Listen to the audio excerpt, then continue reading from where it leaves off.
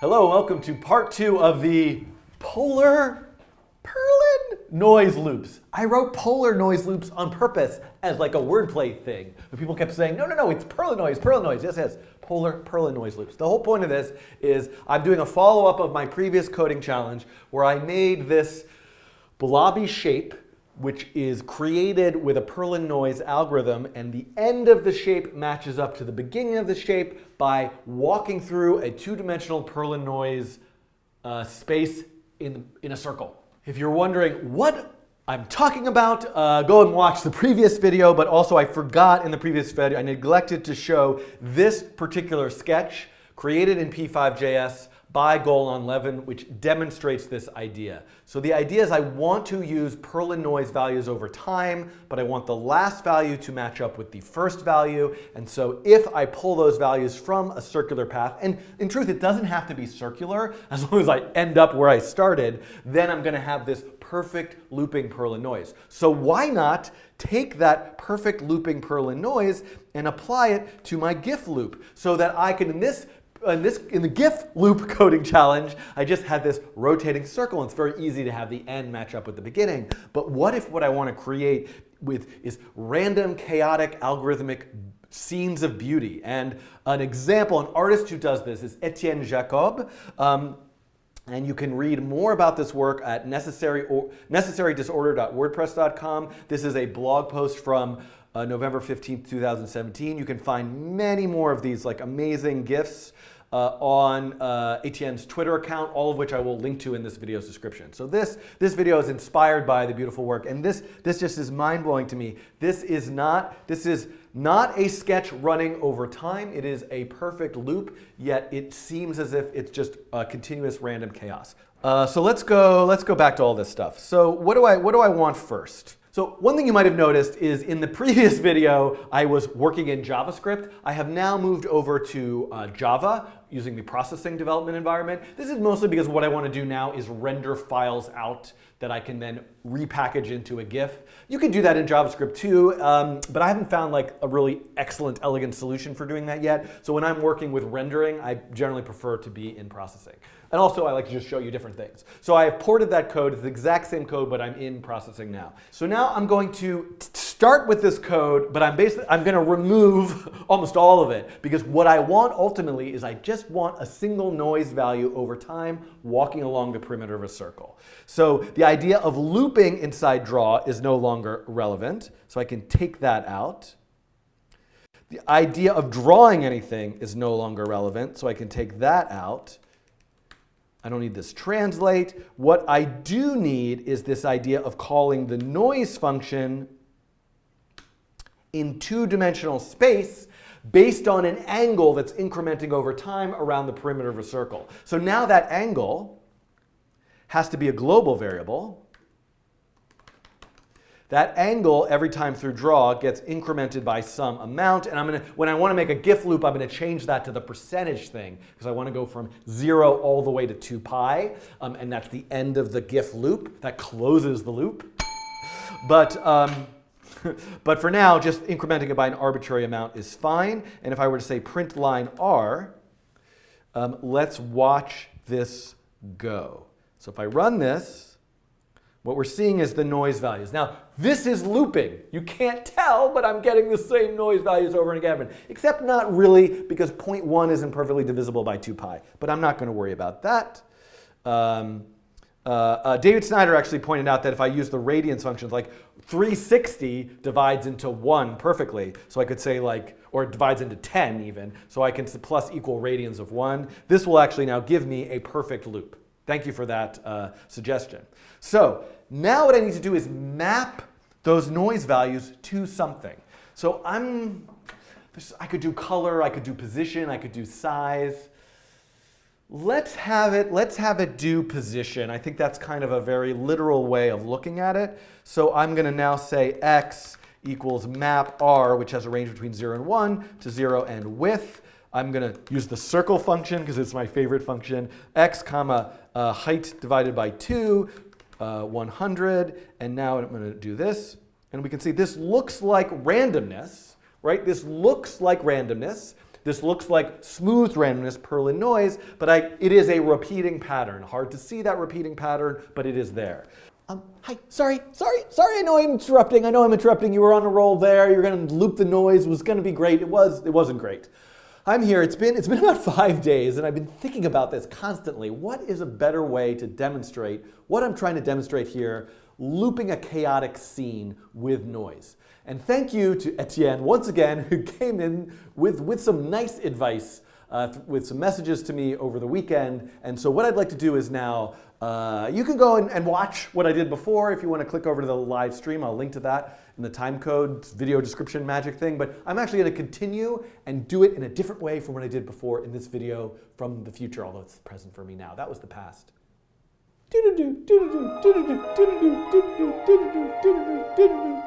So one of the ways I think that will demonstrate the idea of looping more effectively is to have multiple looping noise values. Right? Currently, I just have this one noise value. I'm getting it from the path, the circular path in the noise space, and I'm assigning that value to the x location of the circle. And certainly, if I were to also say, well, take that value and assign it to map it from 0 to height and assign it to y, what's going to happen? Well, this is not that interesting. If x equals y, it's just moving along the diagonal path. What I want is to have multiple different values of noise for different parameters of the system. And then I could make like lots of things moving all around. This is gonna make some exciting stuff happen. So let me first talk, how would I do that? So in the case of noise in one dimension, what I've done previously is I've just taken different parts of the noise space. Like, let me look at the noise values between here and here. And these noise values I'll use for the x value. And then I'll take the values between here and here, and I'll look at these values for the y values. But these won't be loops. So there's two approaches I could take. I can't decide which one I want to do. But if I'm thinking about two-dimensional noise space, right, and this is, by the way, going on to sort of theoretically forever and ever, I could take the noise values along this path and the noise values along this path. I could look anywhere within this noise, in this two-dimensional space, to have a new set of noise values that are looping. There's another way I could approach this, is I could always take the noise value from the beginning chunk, but have a different seed value. So that could work. But I think actually I want to do it looking at different places. So come back with me. And I think a nice way to do this would actually be create a noise loop class, right? So I could make different like noise loop objects that just pick a random spot and give me those loops. So what I'm going to do is I'm going to create a new tab. I'm going to write a class called NoiseLoop. And the idea of this class that anytime I create a new noise loop, I'm going to get a set of noise values along a circular path. And they're going to be different circular paths. So what do I need? First, I need a constructor. And what are the parameters? What are the variables inside of a noise loop? Well, one of them is this noise max parameter, which actually, another way to think about it is the diameter. It's really like the size, the spread. I like to think of it as like the spread. Like, is this a small circle where I'm going to have lots and lots of really similar values, so it'll be it'll be smoother, or do I have a really, really large circle? So that's kind of key. So that's the thing I'm going to want to set. So I'm going to want to say, I could call it spread, let's call it diameter. And I could say this dot diameter equals diameter. And maybe I should call it like noise diameter. Oh, and I need to declare, I'm forgetting about Java. I need to declare that up here. So we can call that diameter. And so the idea here is that I'm going to say, I'm going to have a noise loop called X. I'll call it X noise. And X noise is a new noise loop with a diameter of 5. And then somehow here, what I want to do, all of this stuff, I don't want to do this here. What I want to do is I just want to say float x equals x noise dot value at a given angle. So I probably want to, I'm thinking I'm going to have a function called value. Maybe it should be just called noise. I don't know what it should be called. But let's call it value, which basically what it does with a given angle is it does exactly this. So now if I go back into the class and I write this function value that returns a float and receives an angle, the idea here is that I need to calculate the x offset and the y offset. I called it angle now. Let's just call it A right here. So it's the same. This is now called diameter. And why is that not picking it up? Diameter. I got to spell it the same way in every place. And then I need to say return R. So if I did that, now what I would actually like, this was in here.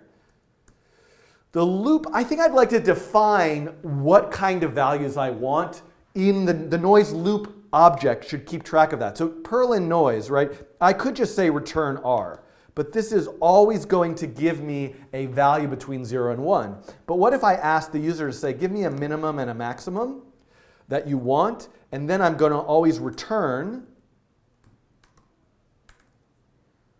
map R between 0 and 1 to between 0 and width. That's pretty simple here, right? So I always want to just return that. Not between 0 and width, between minimum and maximum. These are variables that are part of the object. And then what I want to do is when I create the noise loop, I'm going to say between 0 and width. So I want a noise loop with a diameter of 5, and I want the noisy values to be returned between 0 and width. So now, I could just recreate what I did. Like I'm going to now, actually, let's make a Y noise object. So now I'm going to have two of them. X noise, a Y noise loop between 0 and height. I'm going to do a Y noise object. Ooh, this is very exciting. Y noise object. I'm going to get both of those values, and I'm going to run it, and it's still moving along the diagonal. Why? Because I haven't done that offset. So even though I have two separate noise loop objects, they are both walking along the perimeter of the same exact circle in the noise space. So I need some other variable to give me a random spot, a center spot, so to speak. And so we can call that, I could just move only along like one axis, but why not just pick something random throughout the entire 2D space? So what I'm going to do is in the noise object, I'm going to say, I'm just give it like an X and a Y as a center. I don't want to call it X offset and Y offset because that's what I'm calculating here. Let's call it CX and CY to indicate center. And I'm going to say CX equals random. I don't know what a reasonable range would be, but let's give myself a range between 0 and 1 million. CY, the same. Where do I add CX and CY in? Well, clearly that needs to enter in here somewhere. And you might think, do I adjust this? Am I adjusting the angle? No, it's actually these parameters that I'm adjusting. Because what this really defines is, and I didn't draw this super accurately, but basically, if this is 0, and this is the diameter, and this is the diameter, the circle that I'm getting is this. So what I want to do in this center point, what I really want to do, I don't know if it's really the center point. It's more like offsetting the corner. So it's really, I'm looking at a box between 0 and diameter and then walking along that perimeter. So all I need is an offset for this box somewhere along the X and somewhere along the Y. And the map function will take care of that for me. So I can just say, I want to look at CX plus diameter and CY plus diameter. Okay, so this should now give me this. Great. So now I am getting different noise values for the X and the Y, and I've also encapsulated this nicely that I can do things like, let's just change the diameter value to 2. I can also change, like I could also have 240 frames. I mean, this is for making a GIF loop. So I have 240 frames and you're going to see it sort of like happening over many more frames. So this now is a perfect loop. But let's make this even more exciting somehow. So one thing that I think could really help here is what if I make yet another class. I'm going to call this a particle. And the idea of a particle is that it has all of this stuff. So it has two noise loops and a particle constructor. And in the particle's constructor, it makes those two noise loops. It has a render function. And in the render function, I draw this circle. And let's make it kind of pink with some alpha, maybe with no stroke.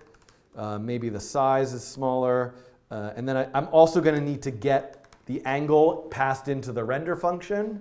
And this has to say void render. Why am I doing this? I'm doing this because now I could say particles is a new array of, let's say, 100 of these.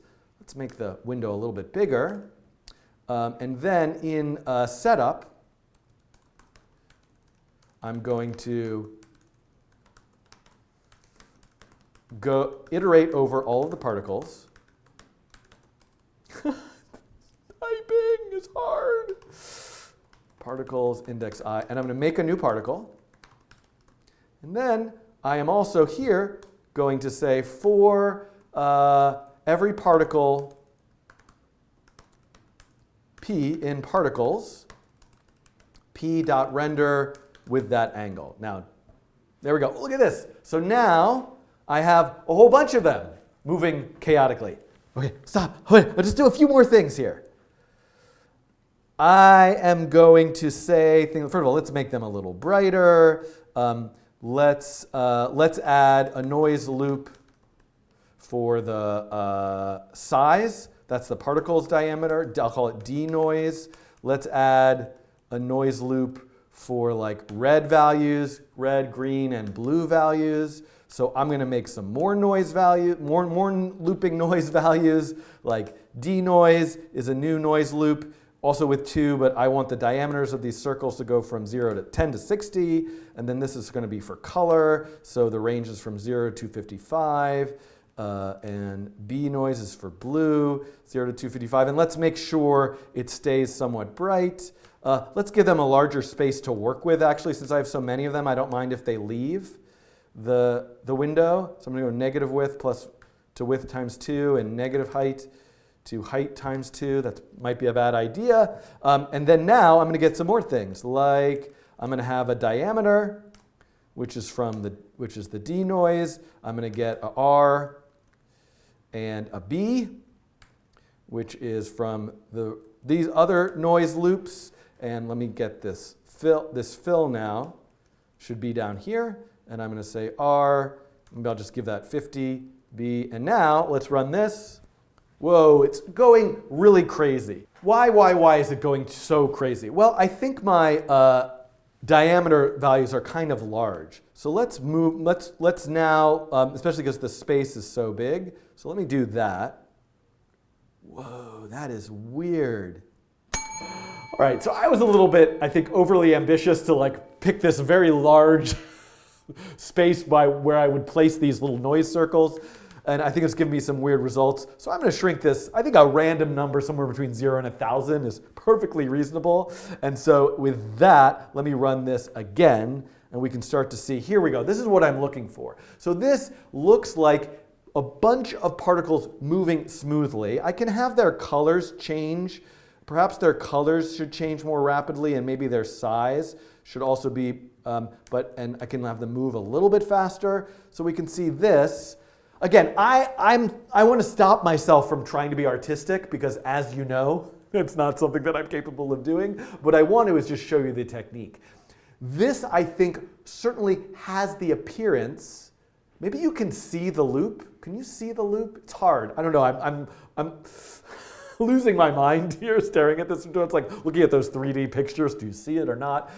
But What's magical about this is how I have a lot of different values looping, so I can now render a GIF where all sorts of parameters are changing. And if you have some other design that is your own creative design, then you can now apply this technique. All right, let me indulge me for just a little bit longer. I'm going to make the noise loop a bit wider, and I'm going to make these change, and then I'm going to give myself more frames to work with. Let's actually just double it to 480 frames, and now this should give me a scene here. Okay, so I'm going to look at this. You might be able to see a looping pattern happening. I cannot detect it, but that's not the point. The point is the creative possibilities that you will make from watching this. Let me close this. Now, if you recall, this is based on the code from my GIF loop processing challenge. And all I have to do now is change record from false to true. This will trigger this saving to the output directory. And I'm going to run it now, and I have to wait. All right, it finished.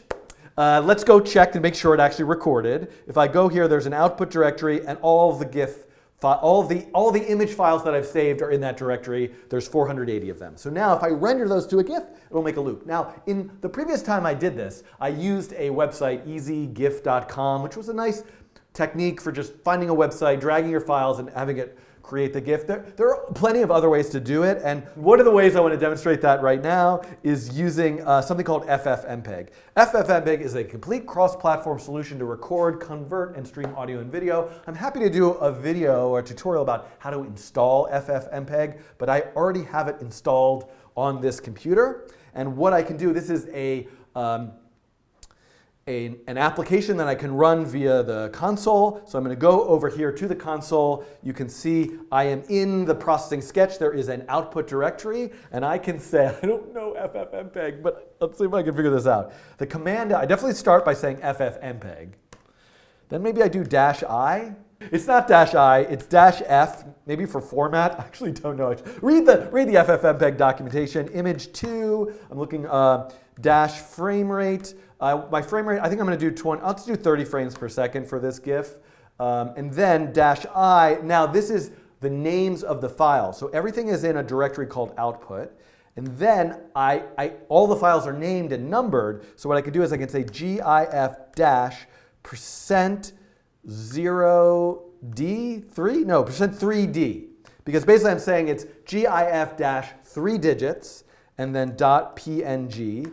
And then I need to give it the file name that I want, which I'll just call noiseloop.gif. I think I got that right. And now if I hit enter, I say my little FFmpeg prayer, and I hit enter, it is doing something. It finished. I can go back to the Finder, and way at the bottom of this directory, nope. Oh no, it's right here, NoiseLoop GIF. Okay, let's take a look at this. Has it looped yet? I have no idea. That's the point. It's a perfect loop of random noise.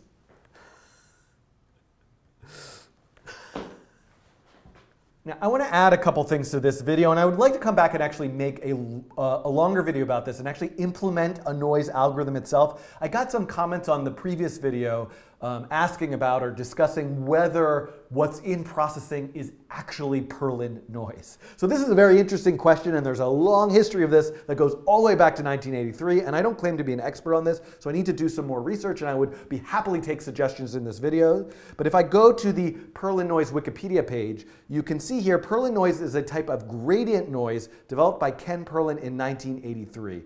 This is maybe sometimes also called fractal noise or value noise, and this 1983 implementation or a version of that is what is in processing. And there have been several GitHub issue threads discussing whether that should be updated.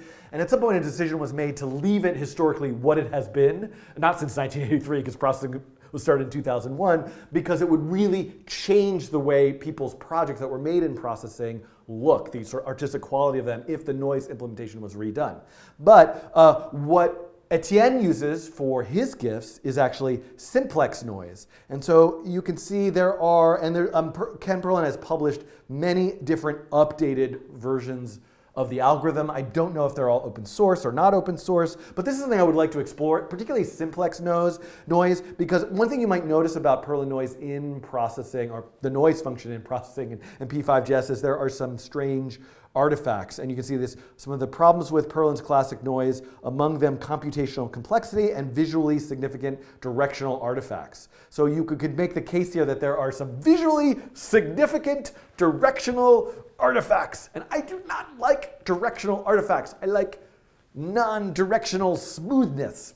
Who knows? So I want to come back and revisit this, but I do also want to make one other point, which is that what I'm doing is I'm creating a loop by working in 2 dimensions. I'm looking at Perlin noise in 2 dimensions. But what if I wanted to actually loop in 2 dimensions Perlin noise? Wouldn't I need to go to 3 dimensions, or wouldn't I have to go to 4 dimensions? So that's yet another topic. This could never end, honestly. So someday, keep me honest about this. Remind me, give me your thoughts about this in the comments. I would like to come back and do 2 more videos. I would like to look at other noise algorithms. A great coding train community project could actually be a processing library that allows you to pick and choose from value noise, fractal noise, simplex noise, true Perlin noise, whatever, all these different possibilities. And this would be something that, you know what? I want to do some tutorials about making a processing library. And this could be the library. Oh, this is great. I have a plan now. Coming soon, this week. So I'm going to do this, and you're going to give me some feedback and thoughts. But hopefully this is giving you the seeds, the noise seeds, to do something interesting, to make your own GIF, and have it loop in a magical, wonderful way. Thank you for watching. Mwah! I will see you soon in a future coding challenge. Goodbye.